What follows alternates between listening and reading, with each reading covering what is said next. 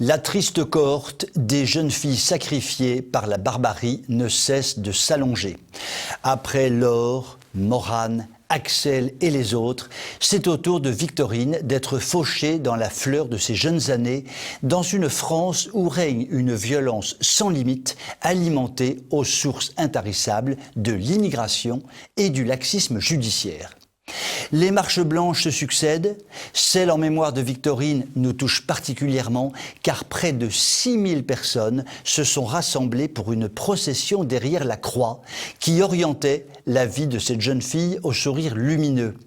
La messe des funérailles a été célébrée par un abbé qui était aussi son parrain et qui avait marié ses parents.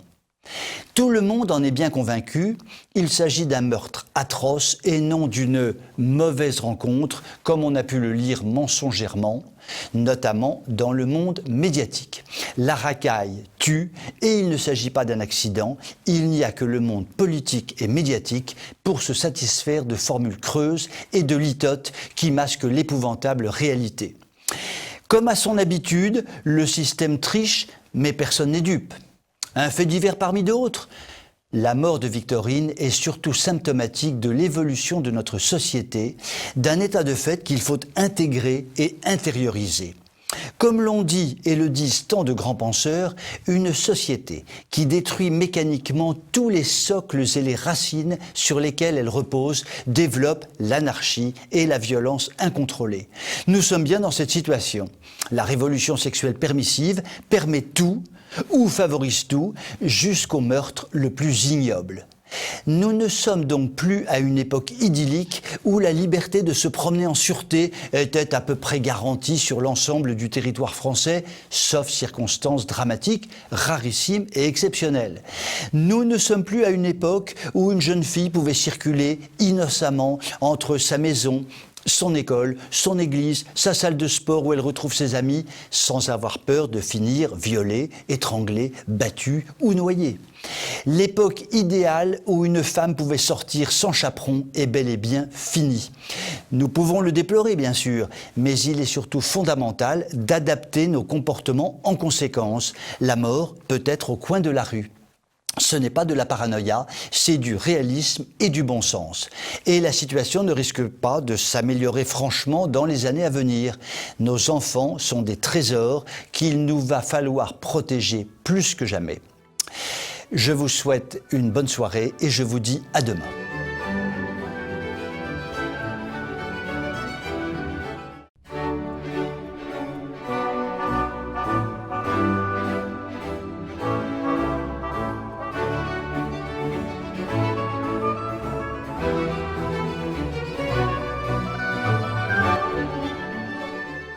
La République en marche, c'est l'innovation, l'exploration de voies inattendues et surprenantes, des solutions originales auxquelles personne, jusque-là, n'avait songé, et pour cause.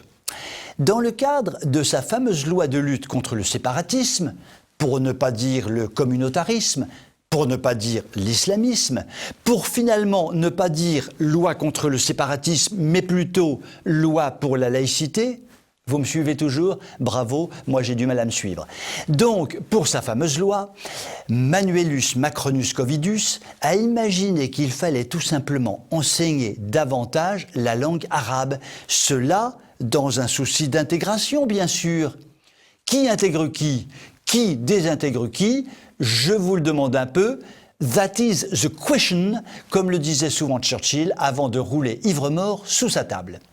C'est pourtant simple, il fallait être un élu de la République en marche pour y penser, pour éviter qu'une communauté, disons par exemple au hasard les musulmans, se sépare du reste de la communauté nationale.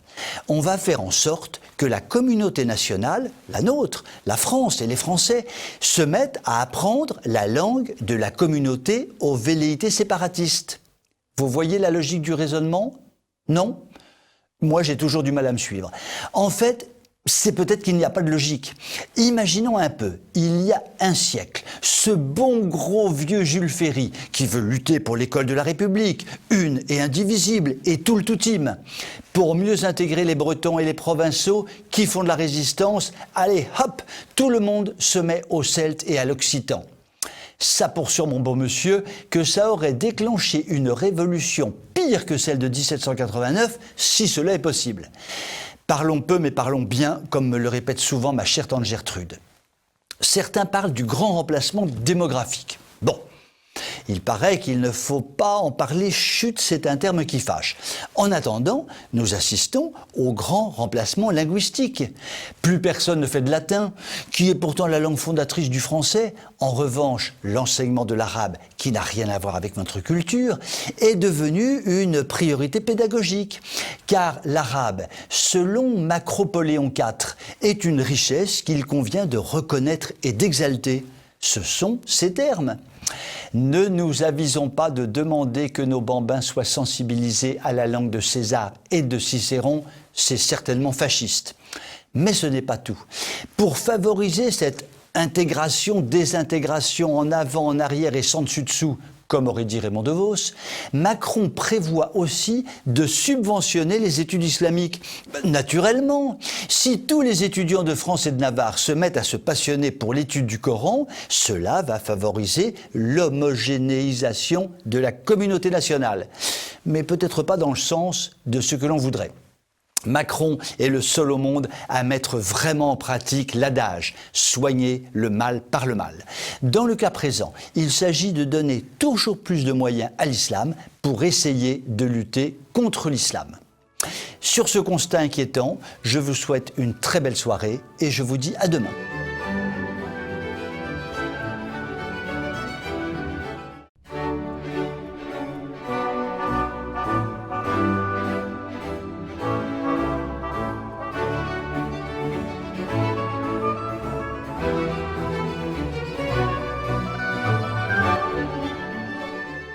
Cocorico, c'est une chercheuse française qui vient de recevoir le prix Nobel de chimie CRU 2020.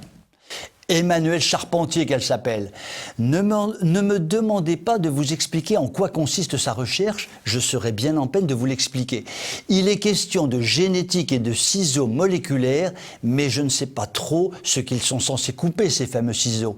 Il paraîtrait qu'ils permettraient de couper et de réparer les bouts de gènes défectueux. Et snoop, et snap, et snip, et pouf, et que je te coupe. Madame Charpentier, donc, est française, est née en France, a grandi en France et a même commencé à chercher en France à l'Institut Pasteur. Mais à force de chercher en France, elle a fini par trouver, comme tant d'autres avant elle, que ce n'était pas terrible d'y faire de la recherche et qu'elle trouverait certainement une meilleure place, de meilleures conditions et plus de considération à l'étranger. De Gaulle l'avait dit à sa façon inimitable « Je préfère des chercheurs qui trouvent à des chercheurs qui cherchent ». Madame Charpentier a donc pris, dès 1996, le chemin du grand large et est partie s'installer aux États-Unis, The United States en français. Comment lui en vouloir ? Là-bas, elle a trouvé des moyens, des oreilles attentives, une liberté et un goût pour la recherche qu'on a du mal, justement, à trouver de par chez nous. Là-bas, elle a pu s'épanouir professionnellement et humainement, tant il est vrai qu'on y respecte les savants davantage que les rappeurs et les footballeurs, c'est ainsi. Il n'y a pas de hasard, ce n'est pas moi qui le dis, c'est Albert Einstein. Emmanuelle Charpentier a cherché aussi à se rapprocher de l'Europe et elle a trouvé un bon accueil à Vienne et à Berlin, mais toujours pas en France. Ses recherches ont donc progressé dans un milieu favorable qui n'est pas celui de l'université française où l'on copine à la vie à la mort, où l'on fait de l'idéologie à longueur de journée, où l'on passe son temps à cracher sur ceux qui ont des idées. Imaginez un peu. Emmanuelle Charpentier a même pu expérimenter une symbiose efficace entre recherche et entreprise pour collecter des fonds privés afin de faire avancer ses travaux tout en continuant à travailler pour l'université. Un crime de lèse-marxisme en France, où la science appartient à l'État et où toute déviance par rapport à ce principe suprême ne peut que vous faire envoyer au goulag. Madame Charpentier est couverte de prix prestigieux, décernés par les instances les plus prestigieuses de la planète, mais pas un ne lui a été décerné par la France d'aujourd'hui, décidément bien ingrate et bien incapable de reconnaître la véritable valeur des meilleurs de ses enfants.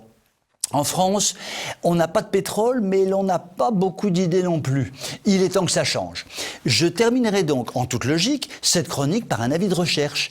Recherche homme politique susceptible de redonner à la France sa grandeur, emploi à pourvoir d'urgence. Tiens, je vais peut-être postuler.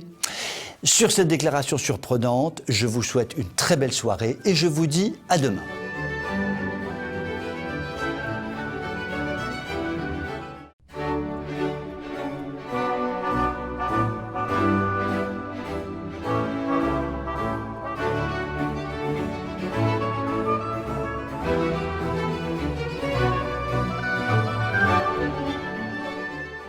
Ces dernières décennies, la France s'est culturellement enrichie.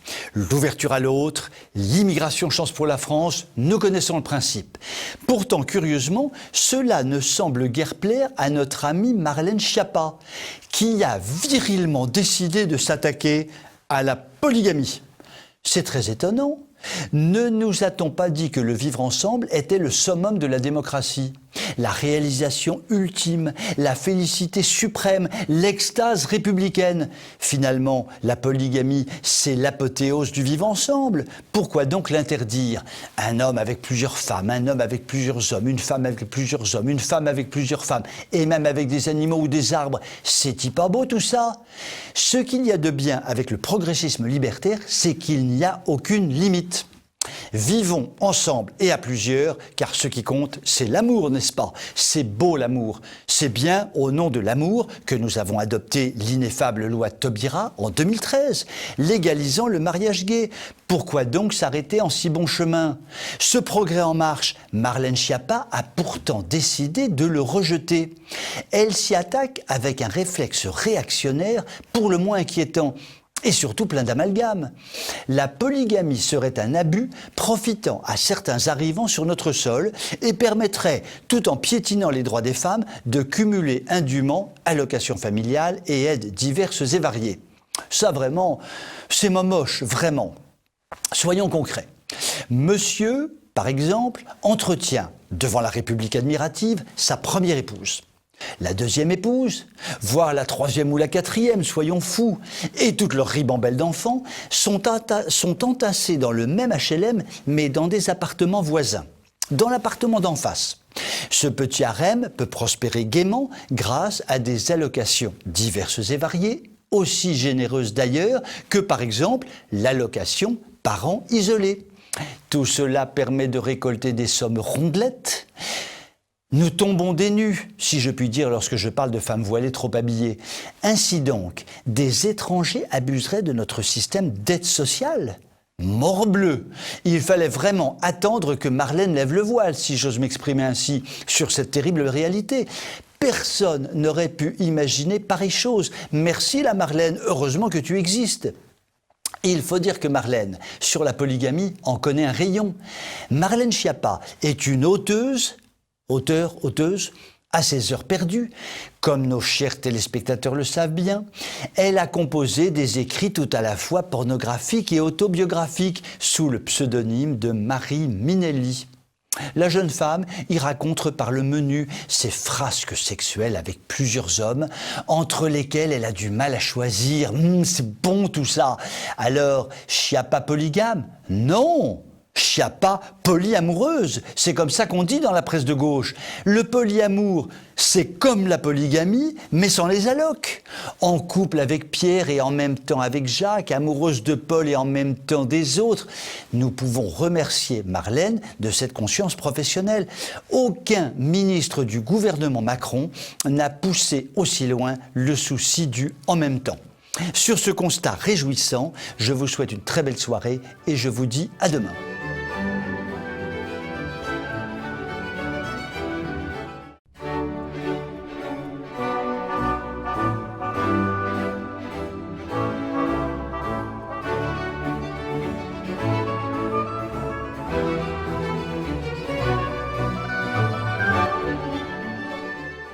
Nous nous en souvenons tous du slogan crié en 2013 « Taubira, ta loi, on n'en veut pas ». Eh bien, le slogan 2020 est le suivant « François, ton texte, on n'en veut pas ». Nous avons beau vouloir, de toute la force de notre bonne volonté, regarder vers Rome et y placer tous nos espoirs, force est de constater qu'il y a une nouvelle fois de la déception dans l'air, pour ne pas dire de la consternation, à la lecture de la dernière production littéraire du pape François, j'ai nommé l'encyclique Fratelli Tutti en italien, tous frères en français. Ce qui se conçoit bien s'énonce clairement, disait-on autrefois. Et de la clarté, il en manque assurément dans les 287 pages censées développer la pensée pontificale. Une bonne grosse sous-soupe insipide. Bien sûr, il y aura certainement d'indécrottables exégètes pleins d'optimisme qui nous inviteront à la lire, à la relire, à l'interpréter au 2e, 3e, voire au 4e degré. Je les remercie pour leurs précieux conseils, mais un peu de bon sens ne fait pas de mal. Quand on passe plus de temps à essayer de deviner le sens caché d'un texte et les présupposés de l'auteur qu'à le lire tout simplement, c'est qu'il y a un os quelque part, comme on dit. Surtout quand le texte est destiné non aux étudiants de la 19e année de théologie byzantine, mais au commun des croyants. Voyons ce qui blesse en vrac, dans le désordre et de façon non exhaustive. Des contresens historiques nombreux, trop nombreux, comme la critique surréaliste des murailles des villes antiques, protection décisive, fondamentale pour que ces villes ne soient pas détruites de fond en comble par des adversaires, mais considérées comme mortifères par François. Bigre. Des ennemis contre lesquels François s'acharne, comme les frontières, qu'il persiste à voir comme des barrières entre les peuples, alors que de tout temps, elles sont d'abord et avant tout ce qui a permis à une communauté de se construire et ensuite de rayonner. Là, François tombe dans l'anti-trumpisme primaire. Des affirmations ahurissantes sur la propriété privée, qui justifient tous les squats possibles et imaginables et qui signent l'influence de Marx sur le pape. Une volonté de détruire les nations que François ne supporte pas, en contradiction complète avec l'enseignement des papes précédents. Des formules qui feraient pâlir d'envie Anne Hidalgo, comme son appel à, je le cite, une amitié sociale inclusive et une fraternité ouverte à tous, ou son plaidoyer pour, je recite, une culture de la rencontre. Une naïveté dangereuse quand il appelle au renforcement des organisations internationales ou à une gouvernance globale des migrations, sans avoir la prudence de rappeler que les instances internationales et supranationales sont aujourd'hui les meilleures garantes d'une gouvernance mondiale au service de la déconstruction générale et de la culture de mort. N'en jetez plus, la cour est pleine et elle déborde de partout. Il est donc bien logique que le grand Mélenchon soit au 7e ciel quand il évoque ce texte avec des trémolos dans la voix. Cerise sur ce gâteau amer, le pape déclare benoîtement avoir travaillé de concert avec un imam pour rédiger ce texte. Dans l'histoire de l'Église, c'est du jamais vu. Rappelons-nous que Benoît XVI, il n'y a pas si longtemps, nous expliquait, dans son célèbre et remarquable discours de Ratisbonne, que l'islam était dans l'incapacité de construire un discours rationnel et organisé, s'opposant par là, radicalement, à la foi chrétienne. Le choisir comme une source d'inspiration pour une encyclique, l'on se pince en se disant que l'on fait un cauchemar. Le très contestable et contesté texte de François sur l'écologie avait déjà posé problème à une partie du monde catholique. Ce nouveau texte, plus que contestable, va soulever très probablement une très grande vague de contestation mondiale.